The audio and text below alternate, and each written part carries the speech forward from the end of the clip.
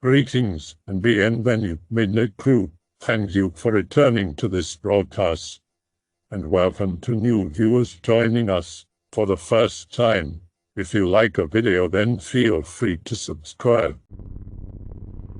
Post all your spoopy, graveyard shift experiences here. Whether you're a security guard or a gas station attendant, we all have one or two. Let's get it going. Gas station night shift here. This little place has been a gas station since the town got its first automobiles. Things fall off shelves a little too much to blame on gravity. Sometimes it sounds like someone's walking into the store, but the door is unmoved and I'm alone. The thing that convinced me though was this.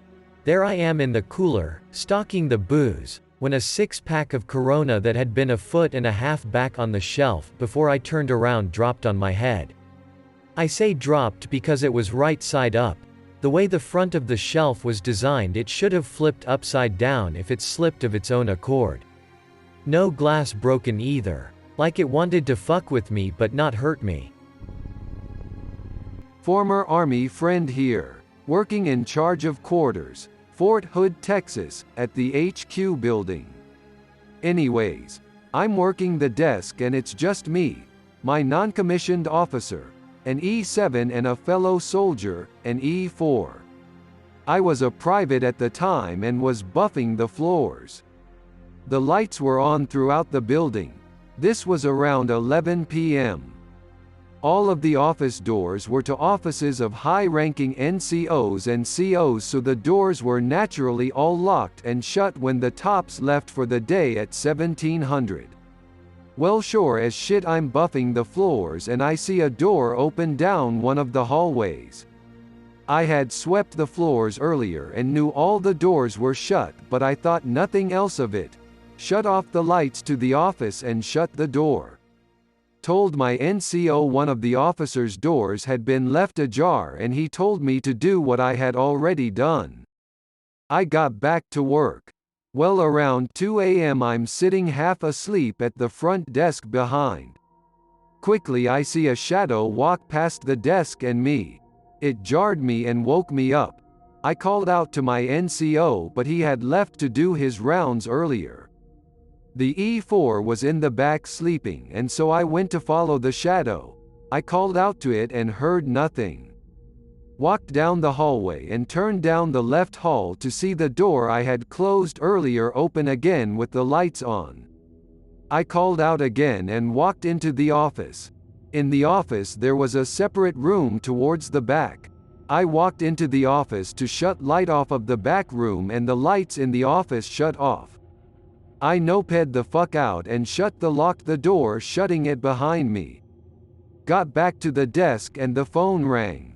It was the E4 telling me he went out to get some cigs. I was fucking spooked for sure. University professor here.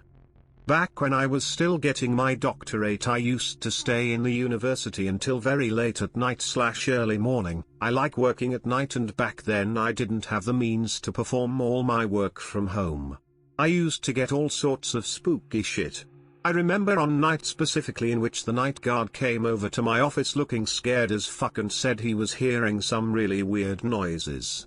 He asked me to go along with him just to make sure he wasn't going mad, so I agreed. It was probably around 3 a.m. by then and we were walking around in the dark. Quickly it became clear the noises were of someone, possibly a woman, crying. We went looking everywhere, thinking it was probably someone in shock, since the person would not reply to us. We followed the noise to a corner where, I swear to God, I know was the source of the crying. I was looking and hearing the sound come from absolute empty space. I was scared shitless for quite a while, and then the noise started moving away until it disappeared. To this day, neither me nor the guard know what the fuck happened. I've posted this before, but it's been a while. I used to be the night guard at a mall in the Denver metro area called the Westminster Mall. It's been since demolished. Some neighborhood kid killed himself right outside the northeast wing, in one of the loading bays. At the time, I had no idea. So my job was basically constantly walking around the mall through an intricate series of back halls and corridors. The second to last corridor was the northeast corridor. For some reason, I would always get the weirdest feeling when walking down it. I mean every single time. Like I was being followed. I would also notice weird shit like merchandise inside the locked stores being in different positions than they were an hour before. Then one night, after leaving the northeast corridor and starting down the final hallway, which was centrally located, something really fucked up happened. Now this final hallway was different from the rest. It was a lot longer than the others and it had 2 right-degree angle turns in it. As I took the first turn, I heard the metal door I had just come through bang really loud, as if someone had opened and then slammed it shut. Which should have been almost impossible due to having one of those hydraulic hinge things at the top so that the door simply cannot be closed that fast or hard. I turned around and ran back to check it out, thinking there may have been intruders or whatever. But nope, the mall was dark and quiet as usual. I chalked it up to being some sort of mechanical noise or something. I turned back and started walking down the hall again. Halfway to that first turn, the door started opening and slamming shut repeatedly. At least 15 times. Just bam. Bam. Bam. Over and over. Needless to say, I proceeded to shit myself and took off running. My first thoughts were that it was the 2 guys who cleaned the floors pranking me. But no, I found them down by the Cinnabon, cruising around on their little Zambonis. Be me last year, in July, working as a line cook at a local restaurant. Work from 7 a.m. till 2 in the morning cause the money was well worth it. Be the only person in the entire restaurant. It's around 1 a.m. at this point and it's pretty creepy because this place is old as dirt. Remember, it used to be a gentleman's club back in the 60s and one of the co-owners had hung himself in the basement. The basement has tons of small corridors that lead to different sections of the basement. Hear what sounds like empty kegs being rolled or dragged out of the old walk-in cooler that held all the outside bar's alcohol, mainly kegs of beer and cases of bottles and aluminum cans. Skinwalker Ranch.jpg. Brush it off and head out back to burn a cig. This place is literally at the top of a mountain. Dark as shit, none of the parking lot lights are lit and all I hear is the breeze and the occasional stick crack or dry leaves brushing around. Go back to prepping the next day's food. Hear the noise again. Fuck this.jpg. Grab my carving knife, it's as sharp as scimitar used to break down whole cows. Head downstairs to investigate. No lights in the corridor. Shitty hanging light is flickering as always. Check the cooler and there's nothing, walk back down this 40 or so foot corridor. Temp drops at least 30 degrees or so. Goosebumps all over, feel something tugging at my chef jacket. Abandoned thread.gif. 3 spooky 5 me. I fucking hate this restaurant's basement. I was the assistant manager of a vape shop for a bit. Inventory was to be done every Sunday, which was bullshit because Sunday was always busy, typically leaving me in the store, alone, well into the night. I was wrapping up the juice count in the back office when I heard a crash in the employee bathroom. Assuming someone had wandered in there just before closing, perhaps with the intent to robbing the store, our safe always had at least $750, I investigated. The great screen was lying beside the toilet, but the bathroom was empty. The vent was too small for anyone not wearing Pampers. I decided it would be wise to finish closing as soon as possible and show up early to finish the counts. I sent the nightly reports, grabbed my phone, and locked the office door. The moment I went to arm the alarm, the door swung open. Probably didn't catch no problem. Shut. Lock. Jiggle. Attempt to key the alarm code. Again, the door swung open. As I went to close it, I heard something rustling. Turned on the light, nothing. Fuck that. I shut the door, keyed the code, and sprinted out the fucking door. As I shut it, however, I smelled something. It reminded me of seeing Wittane. The stench of my uncle's slaughter shed, where he gutted the local fauna. Rotting meat. I locked the door, hopped in my car, and told my manager that I would no longer be available for closing shifts.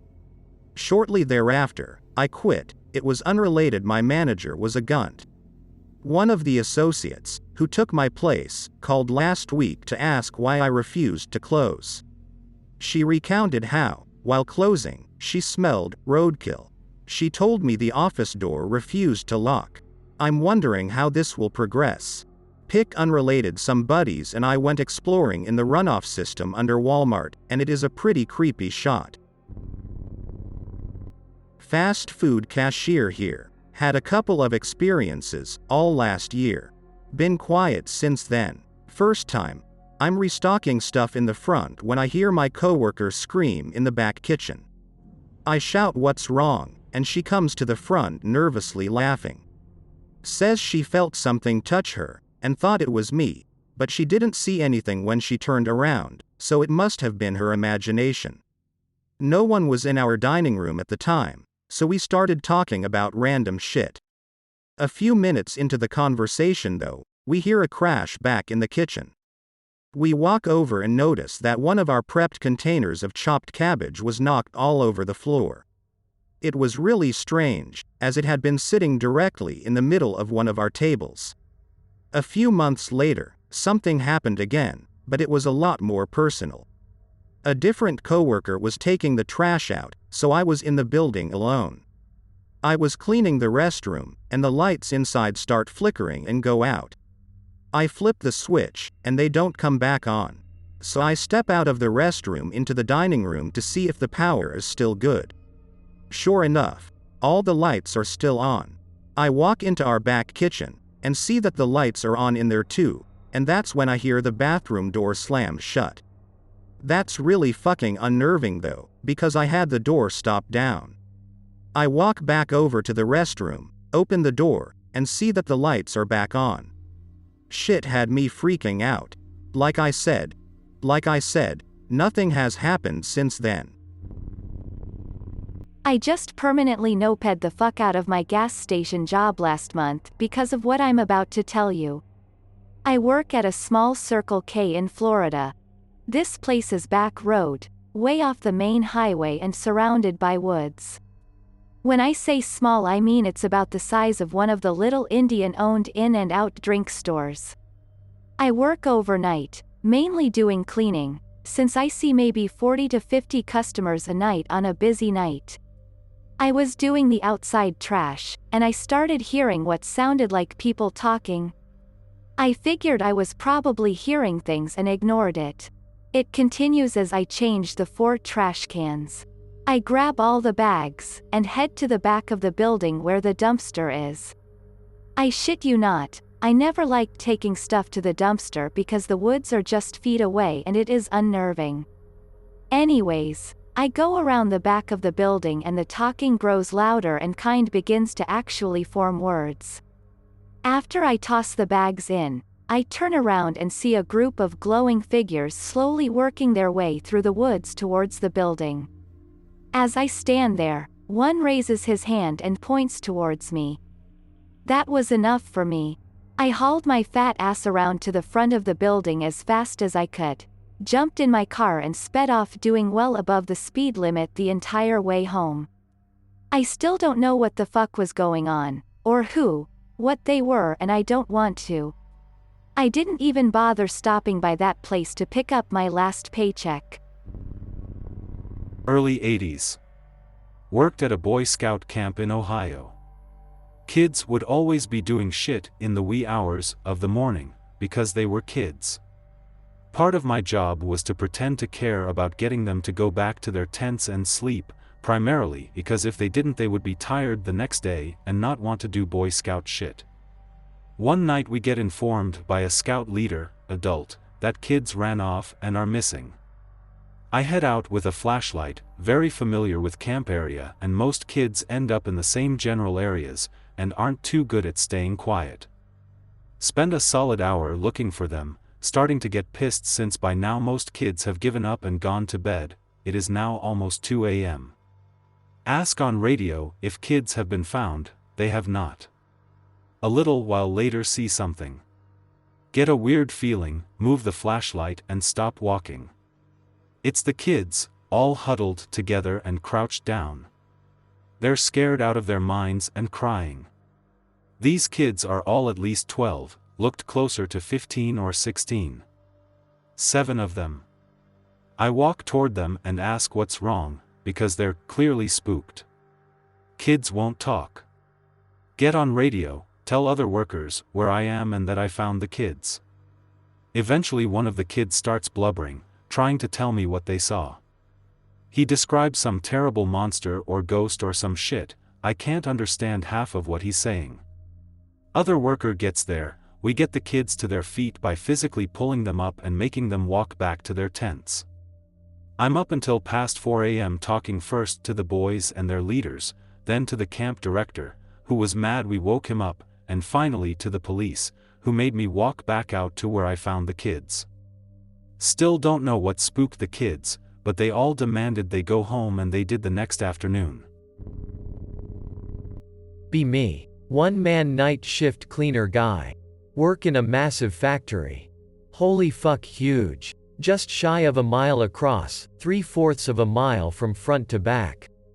Lots of machinery, warehouse racks, loading docks, the works. Operate a floor scrubber. Just like the ones you walk behind, except it's the size of a Volvo and you drive it. It takes me about 9-ish hours to do one pass over the whole building. We have a shutdown day on Sundays. I come in at 8 p.m. and leave at 6 in the morning. Like, 2 years ago around November I was driving around, just business as usual, rocking out on my headphones. Technically, I'm not allowed to have them, but the one security guard, the only other living human there, doesn't care, and he's outside in a guard shack. Around 11? I was watching my fuel gauge. I usually have to stop and refuel at least once a night. My tank was down to 1/8. I was waiting for the light to come on. Suddenly, the PA speakers come on and the emergency tone starts to sound. It's loud as all fuck, meant to be heard over a busy day of machinery. We've run drills before, so I know what's coming next. It's supposed to beep 5 times, and some pre-recorded messages come on, one for different occasions. Fire, chemical spills, etc. I shut off my scrubber so I can listen to the message. It only sounds off twice and suddenly everything is black and deathly silent. It takes me like 20 seconds to realize that the power is out. Oh shit, it's happening. Gift that building went dark. All I can hear is a lot of ticking. Things like the ventilation fans, light fixtures, whatever, cooling down. I can't see my own hand in front of my face. Meanwhile, I'm flipping the fuck out. The emergency tone was going off, and now power is out, so this time it's not a drill. I don't hear or see anything obvious, so I assume it's a fire somewhere. Big as the building is, there really could be a fire somewhere I can't see. I don't have a flashlight, but my scrubber has headlights. I have no idea how long I sat there, just feeling around the dashboard for the headlight switch. I've never had to use them before. No way I'm walking with just my phone screen for light. I find them, but I don't know if it makes things better or worse. That factory is a whole other world in the dark. Everything casts a shadow. I was fucking terrified. I get to the designated exit, but I have no plan beyond that. Normally my bosses do a head count to make sure we all made it out, but it's just me. Without the outside lights working, it's just as dark outside, just cold. It's November. I wait inside by my scrubber, which I leave idling so the headlights will stay on, hoping that the security guard will eventually come by and let me know what's going on. An hour I sit there, and that sack of shit never shows. By now I'm running out of gas, and without power to the pump I can't get more. I drive over to the main office, prop the door open, and start rummaging around for a flashlight. 15 minutes into it, my scrubber goes dry. Lights go out. And that's how I spent the next 5-ish hours, till dawn came. I actually browsed this board for an hour. Had to stop, because I was making my night worse, and the browser was killing my battery. Legitimately the worst night of my life. Later I was told something big had a short circuit, overheated and tripped a fuse. This summer, I work as event staff at a wedding venue. This isn't any ordinary wedding venue. The building is over 3,000 square feet, 915 square meters, 4 stories tall, located completely secluded on 300 acres. Guests always remark how this place would be great for a horror movie.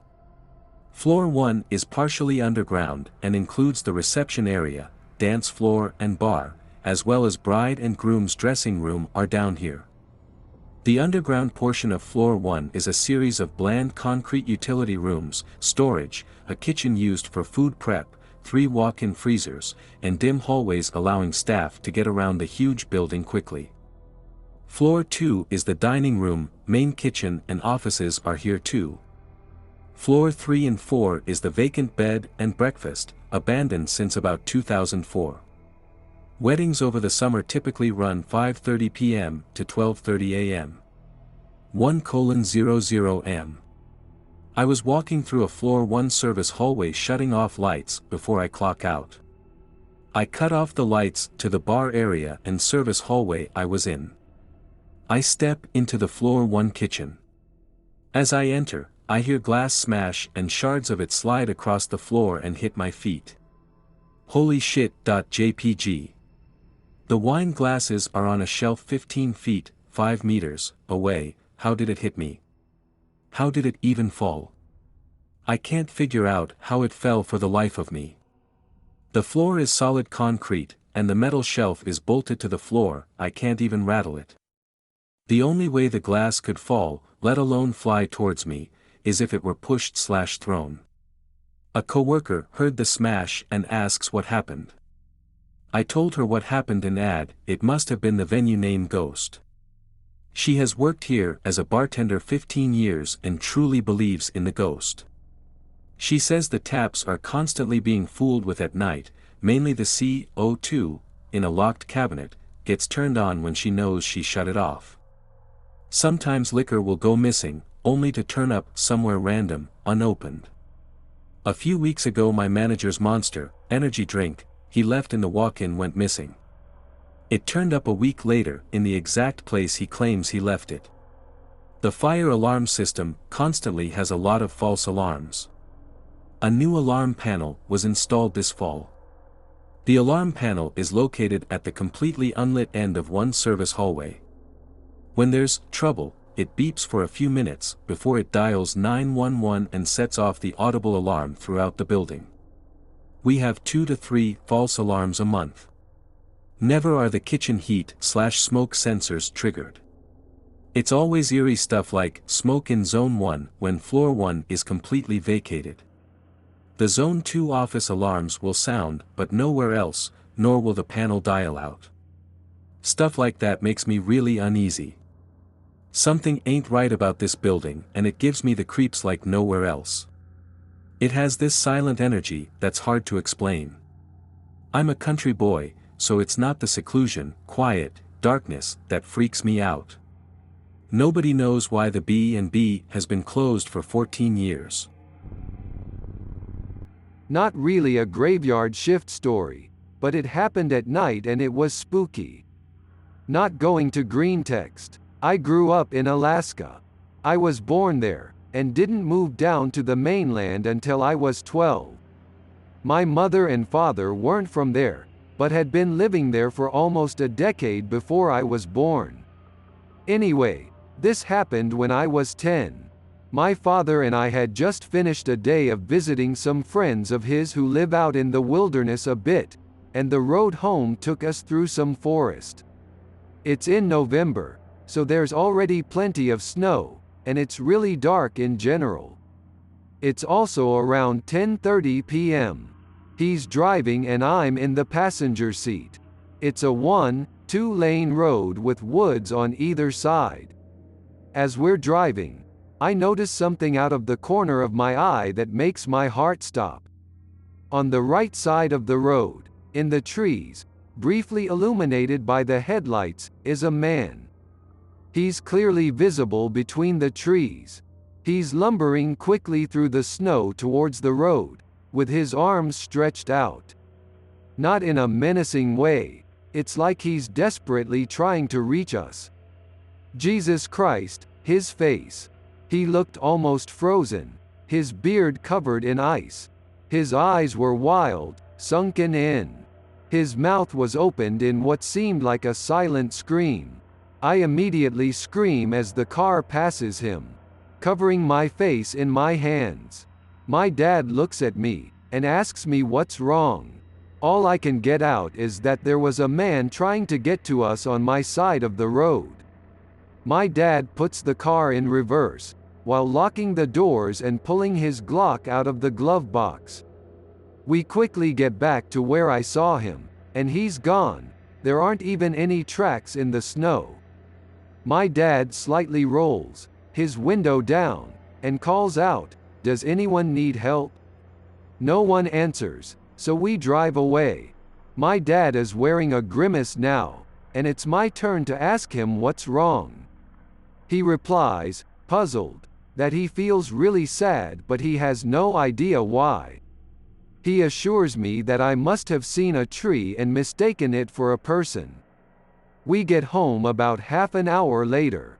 My mom is already sleeping, but I don't feel like sleeping whatsoever, so I get some stale coffee out of the pot. I'm not supposed to drink coffee, especially at night. My father sits by me and asks me if I wanted to stay up because I was scared of what I thought I saw. I tell him I did see a scary guy in the trees. He humors me and asks me to describe the man. I describe him as best I could, and my father's face goes white. He wakes my mother up and asks her if she's ever shown me a picture of Mark. She hadn't. I didn't know any Mark. My dad comes out of the room with a picture and asks me if it's the man I saw. I immediately reply in the affirmative. It's the man from the woods, albeit much healthier, in high spirits next to my dad. Mark had been a good friend of my father, and had died a year after I was born. Nobody had ever told me about him. He went missing, and was found weeks later in the woods, after his car was discovered on the side of the road. He had frozen to death 5 miles from his car. No one knows if he got lost, or if he went out there to die. My dad hugs me tight for several minutes, then helps himself to some coffee. My mother is brought up to speed, and is understandably freaked out. The three of us stay up all night watching Arnold Schwarzenegger movies together, to take our minds off of it, I guess. My father doesn't like talking about it, but he won't refuse to, and admits that it made him a believer in the paranormal.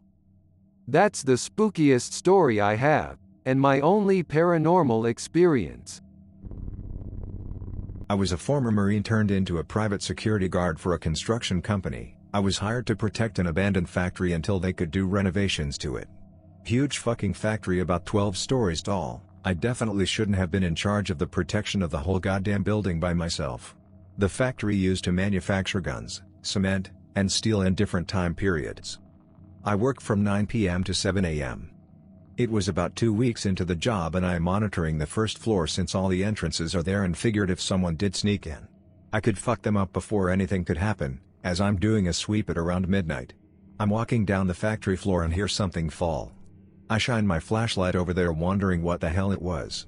I walk up to it to see a wooden plank on the floor and some footprints on the floor.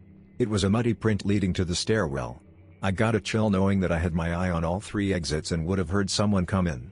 I started to walk up the stairwell when I heard a gunshot. I hit the deck thinking someone was shooting at me. It sounded like a shotgun or some type of old musket. I rushed downstairs and out the door. I ran to the parking lot to my car and grabbed my .44 and some rounds as I run inside.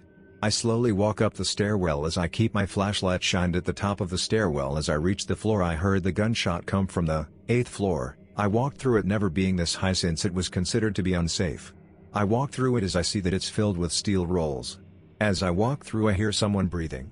I start to feel uneasy as I try to figure out where it's coming from. My flashlight goes out and I shit my pants as I try to make it work. I hear footsteps walking towards me from behind as I point my gun and fire a round, figuring it was the guy who fired at me. My gun flashes as I see a bunch of people staring at me as I rush downstairs, dropping my flashlight as I couldn't see nothing as I ran down the stairs. I fall down the second flight of stairs, breaking my arm in the process as the adrenaline in me kept me going. I scrambled to my feet as I fucking run out of the factory into my car. I stayed there till morning trying to recollect what I saw as I sat there, and finally waited till my shift was over. I talked to a construction manager and he is pretty spooked out and tells me the security guard that takes the day shift hears crazy shit all the time on the top floors. I got paid and quit since I was too spooked to go in the building. Anyways, that's my experience. My mother worked for the state to help the mentally unstable. They were called out to assist the state mental facility. Like, the place where no one has money. The homeless, familyless. Apparently the place was run by some out-of-the-country Indian guy and it was in terrible condition. They called my mom, her boss and a whole group of them to help assess, report and assist some of the patients and facility. Apparently there were some money laundering investigations, as the place was so underfunded, that they couldn't keep the lights on in every hallway or room. My mom told me the whole story. She said she wasn't able to sleep for 3 nights. I shall continue. Since the budget was so low, as I said, they had to turn the lights off when they left a hallway. She said there were screams, the odor was gagging. She was sent out on her own to assess some of the areas, and the team was split up. She told me when she had to pass by some of these rooms, and close the doors and light behind her, something felt wrong, unnatural. She didn't say evil, but I could tell it was in her voice. Apparently the place was so underfunded and undermanned. There were patients that were dead. Some in the hallways on benches, thought to be sleeping by staff. There were some patients strapped to beds that had been there so long, they had bed sores, urinated/defecated themselves in bed. And some left in unlit rooms for so long. It was like a nightmare, my mom told me. Not even halfway through, her boss calls her on the phone and tells the entire assistance group to leave, and meet up at the lobby to prepare to leave. Her boss said she saw enough and called in the top heads about this. My mom's boss was a female too, and it startled her so badly she could barely go in. Feces on the ground, vomit, urine, in darkened hallways, screaming, banging on walls, people tied to beds for days without assistance or supervision, and straitjackets too. And patients who had died and not even been noticed. There was more, but I'll try to recall some. Apparently too, the staff had abused and mistreated, beyond all of that the patients, physically, some even reported harsh abuse. Lesson of the story: old school asylums still are in practice today, run by states because of underfunding. First thing the government loves to cut is mental health care. Also, there were reports of some criminal activity there too. There was more, but I can't recall all of it. But it had me shaken. It sounded like something that a movie couldn't even recreate.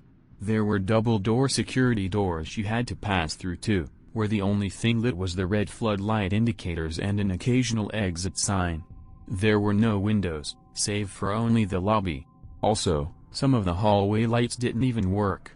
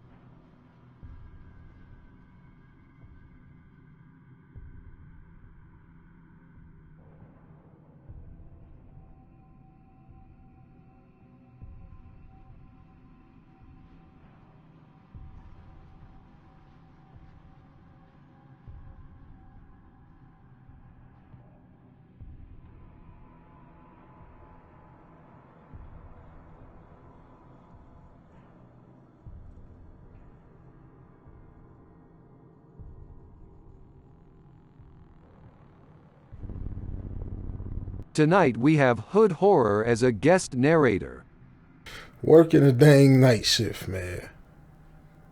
Now, I pulled a few weeks of the night shift once as part of the maintenance crew for a mental hospital. Now, that right there, just that alone is already creepy, right? The patients weren't just no, your normal, simple run-of-the-mill, kids with depression issues who, attempted to take their life or get attention, get locked up for a couple of days or so. Some of these people was straight crazy. Like I'm talking about, we ain't had just no regular crazy mugs. We had mugs that was just, straight crazy, bro. Like not even talking to theyself, but talking to theyself about theyself type people, man. So, most of the time I did the electrical work for different businesses and stuff and other places around town and all that. We weren't in a real big town, a little small town where everybody kind of knew each other and all that junk. And, I went around doing a little electrical work and stuff with the company I was working for. But once we got high out of this place for a time, and I'm telling you, man, look, I seen some of the weirdest stuff I ever seen in my whole life, man. I done saw some stuff that I wish I ain't never saw it, man. I done seen some things and I done seen some stuff. And, you probably ain't gonna believe me, but I'm gonna tell you anyway. Now at nighttime, this place was locked down. It was like pretty much like a prison. And for good reason, but it was some times where, the power would go out and we had to get it back up and running again. And I could tell you, like, every time it happened, it'd be this bad feeling, like when you having to trust the light of your little torch and pitch black. I'm talking about black, not just like no black. I'm talking about like it'd be so dark up in there, you couldn't see your hand in front of your own face, man. Like, I don't know what it was about this building, but it was like, I guess it made out of a lot of stone and junk, and the windows was like, just a lot of the places barely had windows, man. Like, I guess they didn't want people seeing what they was doing up in here, probably especially back in the day and junk, So they kept it locked down, and it wasn't a lot of light, and that power be going out all the time because it's an old raggedy building, man. Now I remember one night in particular when the power went down, and I was sitting in the maintenance shop. We had a little shop because, this place was so big, I'm like, y'all can give me a little room or something, get my own little bathroom, my own little toilet, He tried to share no toilet with no crazy folk. But anyway, and out of nowhere, the lights just blank right out. And I'm in pitch black darkness now. And I've been sitting by myself in there, messing around and, on my phone and stuff.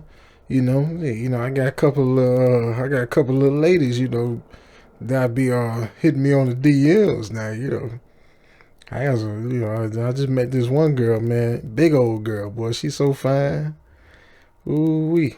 That girl shaped like a real life pear. I call her two chairs because when she sit down, you got to put a cheek in each chair. But anyway, I'm sitting there texting and all that. And out of nowhere, my radio started going off and making these squeaking and noises and static, and even though it was on the right frequency, because I ain't mess with it, and I heard it loud like crash from the other side of the shop.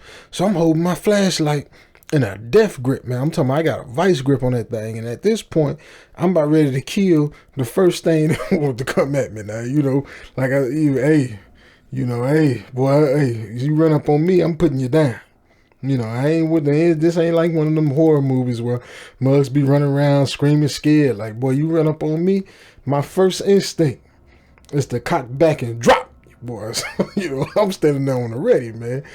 I'll get ready to put foots, paws, knees, and elbows all up in somebody.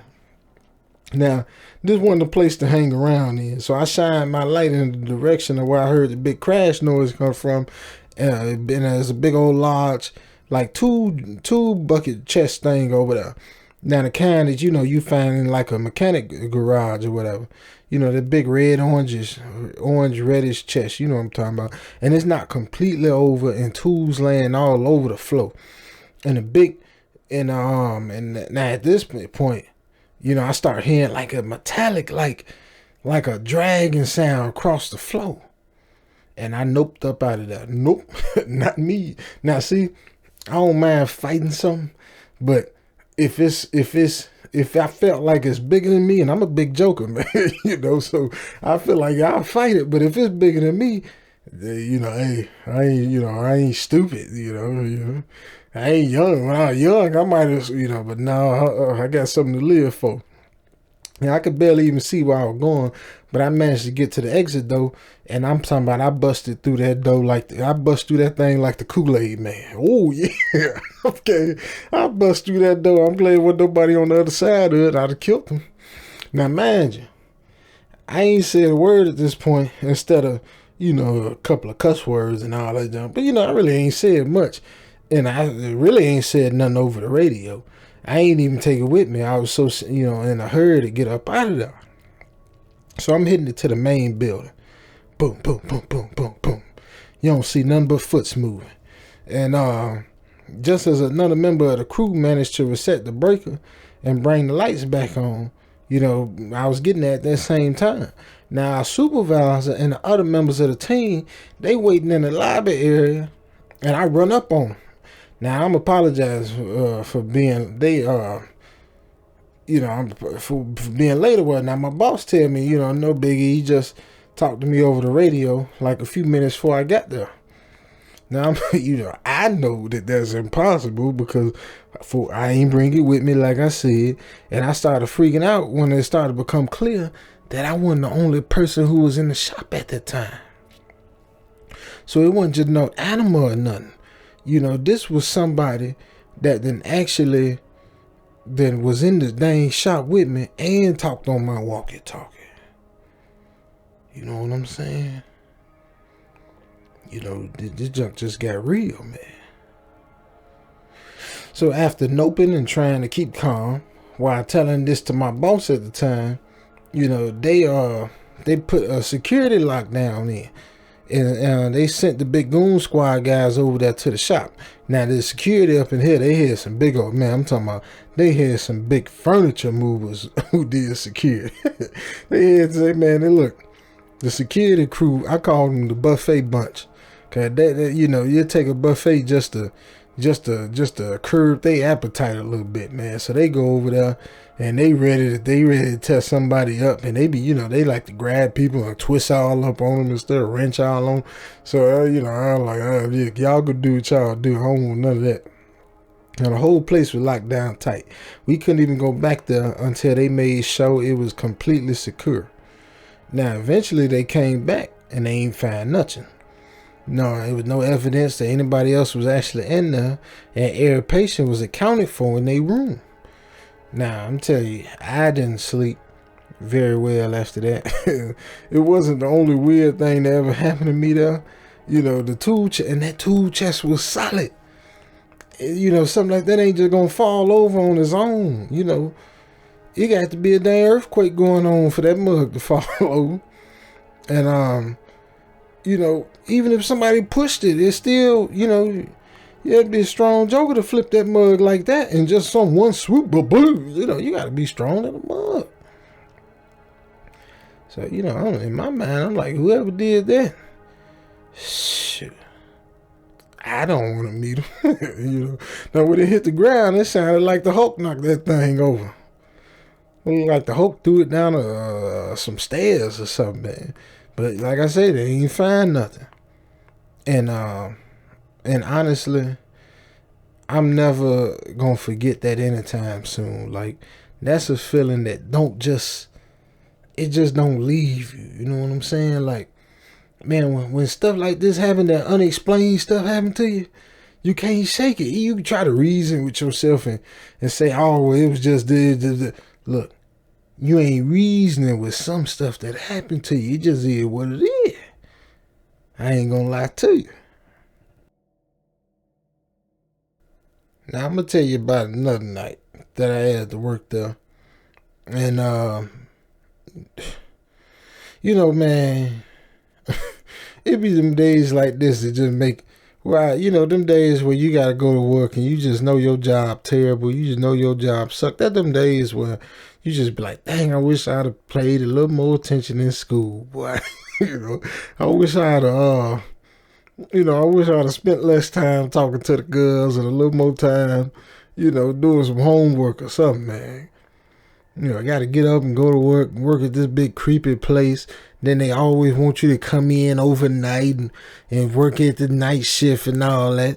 You know what I'm saying? Well, just shut the place down at night. Nobody move. That had me coming in here trying to, especially after that thing happened. That thing got knocked over. It took a long time before I got past that, man. I'm from the hood, so I could deal with I could deal with random gunshots and crackheads scurrying in the alley and stuff like that, man. But just some dang tool chest getting knocked it over by some kind of ghost, man. That little too much, man. Them ghostesses. Okay, them ghosts is too much for me. That's a lot too much, huh? But anyway, I had to work because I do get paid decent little money, and that's how they trap you, man. You make a couple dollars. A couple of dollars make you holler. You'll do something strange for a little piece of change, man. So anyway, there's a few doctors and stuff, and they had transferred offices from one side of the facility to the main building. Now these offices were pretty far out from it, and for the first couple of hours, my shift was like nothing else but helping lift and move some heavy metal and oak desks to the flatbed, and the rest of the crew handled setting them up, in whatever office they went in. Now, about 4 hours in, all that stuff had been moved, and I was the last person left over there. And I'm packing up computers and to move because the offices were no longer gonna be used. And they were built in like the mid-70s or something. They was moldy, gross, old, And if you know architecture from that time, you should have a good idea how these buildings look. Like I said, the buildings look old, man. Now the problem I had with them was they were cramped, real claustrophobic, man. And I couldn't imagine why somebody would design a set of offices like this. Getting the desk out was a pain in the butt just on its own, man. But feeling like was in a sardine can, like you wasn't in a sardine can, it was dang near impossible. Now the entire place also felt like a out of date, from the rest of the facility, man. And like it was just stuck in time or something. And the more I was taking this stuff up out of there, the more the emptiness didn't help it at all. It made it feel even worse. As I'm packing up the last of the computers and stuff and put them in a box, and I'm about to carry it out to the truck and take it to the main build, and I look over my right shoulder down this little like corridor or whatever, little hallway thing or whatever. Now I'm wiping the sweat off my dang eyebrows or whatever, and I'm staring right at a kid, and the kid ain't no older than about 6 years old, and he dressed up like a patient, got the little robe thing on that all the patients wear. Now, I'm talking about I was about to boo-boo on myself, man. My stomach did something that I ain't never felt it my stomach do. My stomach said, oh, like I was about to let it go. Right there in the middle of that empty office. Now, I'm gonna tell you this why. Because one, I had doubts that any children had ever been admitted to this place in the past, and two, I had huge doubts that there were ever, any children here. This is a place like condemned, man. And this ain't no place of healing, like another reason this made me almost, just bust a dookie on myself, man, is because I looked away and I looked back, and he was like just barely still there.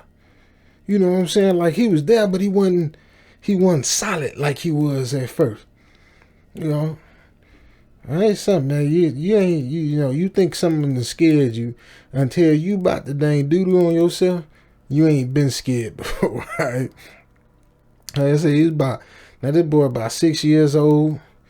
He had a big afro, and had bigger, just big wide eyes, man. Big, them people got them big wide eyes, make them look crazy. Yeah, and he started laughing at me, and like almost like how the little kids be giggling in the horror movie.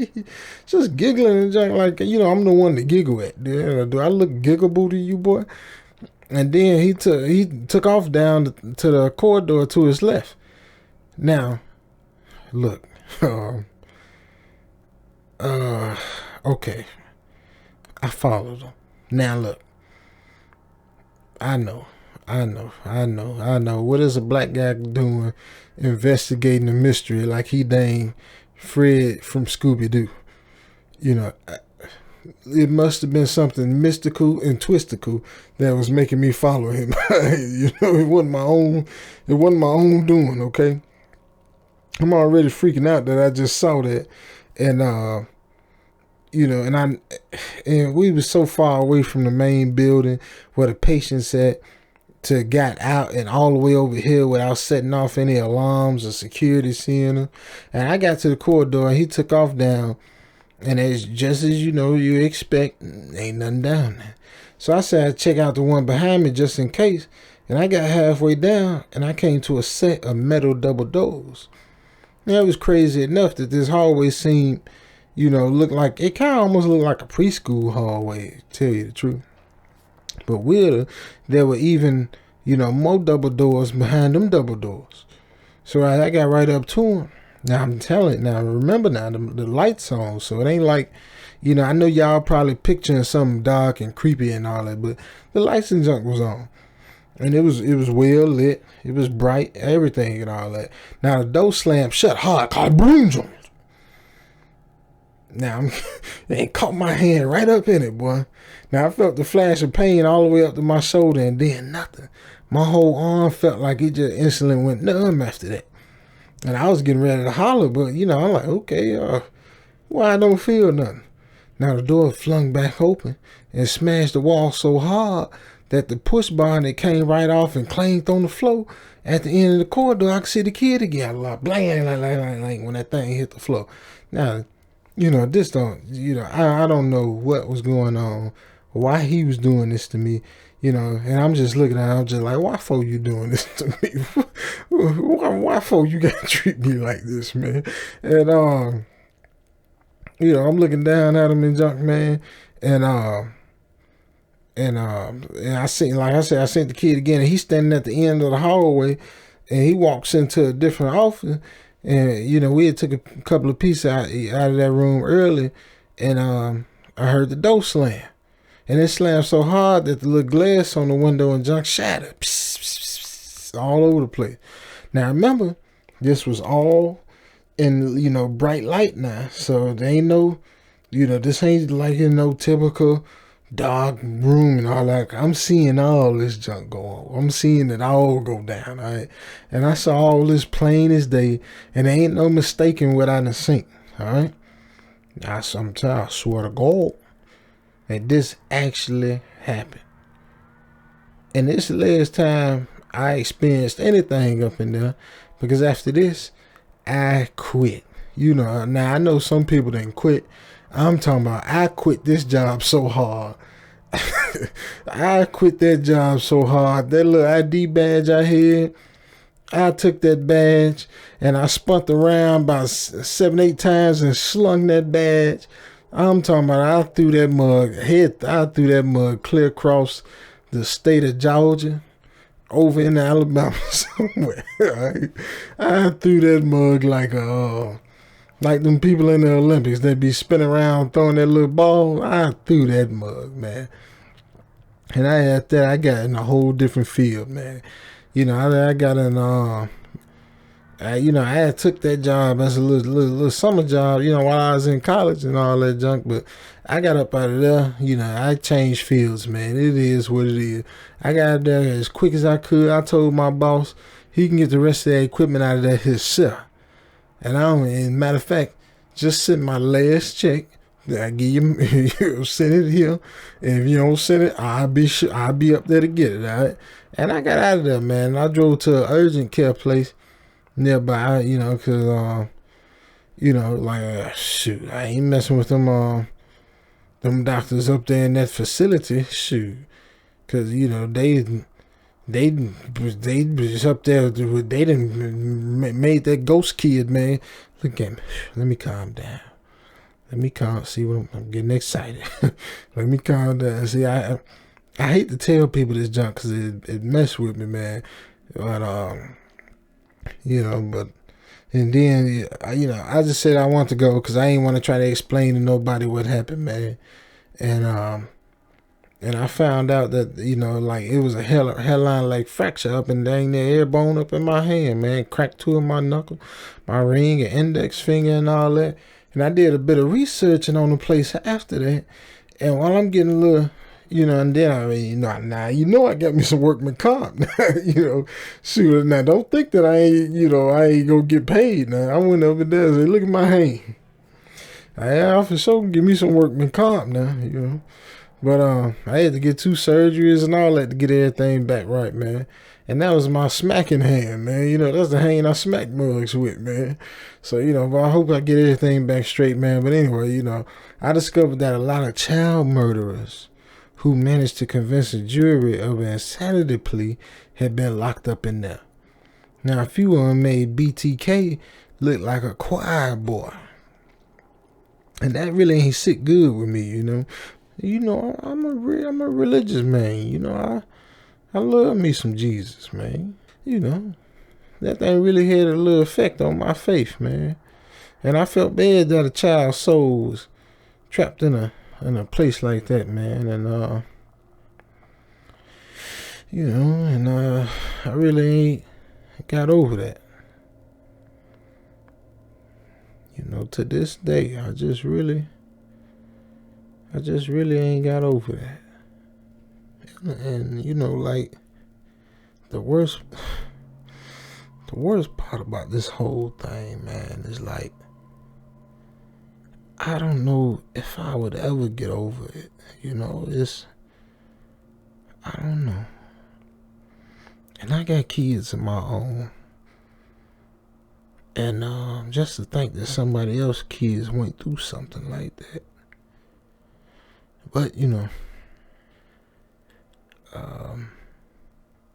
I just had to share this with y'all. For all y'all that do pray for me. 'Cause I need it. Yo, first thing first, let me say what's up to all y'all who came to watch the video, man. Hey, we appreciate y'all coming through here. Please hit the like button, man. And make sure y'all hit that like button, because that's the only way YouTube know that you want this content to keep coming. So we gotta let YouTube know this the kind of stuff we like, man. Please, ring the notification bell. Hey, and if you like what I do, come over here to my channel, man, Hood Horror. And what I do is I take scary situations, that the same junk you see in movies and all that, and I just put it in the hood, man. And I try to give you reactions that I would give. Now I grew up in Chicago on the west side. It's a part called K-Town, and then I moved to the south side of Atlanta when I got grown. So, I've been living in somebody's hood my whole life, man. So I got stories on my channel, stories that you ain't never heard from a whole different, vibe. And then on top of that, I got little movies. We do movies and all that junk, man. So now look, I'm gonna tell you, man, I do some stuff on my channel that, man, you don't see too many folk get down like I do, man. A lot of stories I tell off the top of my head, and I put details in there that just a lot of folk can't do, man. Because, the hood stuff, that ain't something you can imitate. Like if you ain't from there and you ain't been from there, you can't imitate it, man. So, I know folk try to. And you got Jordan Peele, he be trying to do like stuff. But hey, look. You can't imitate the hood, man. I done been to the projects where Candyman was filmed at. I done been up in there, man. I done seen this stuff for real. So, y'all come on over here, man, and get you, fix your plate, sit down, and listen. Let me talk to you and tell you something, all right? Hey, make sure y'all hit the like button and, shout out to Midnight Broadcast. Hey, love y'all. Thank y'all for listening, man. I hope that they'll have me back. Yeah. I hope that you enjoyed tonight's broadcast. If you enjoyed tonight's story, then please subscribe to the channel as more green texts will appear daily. A new broadcast will appear when the clock strikes midnight Central Time.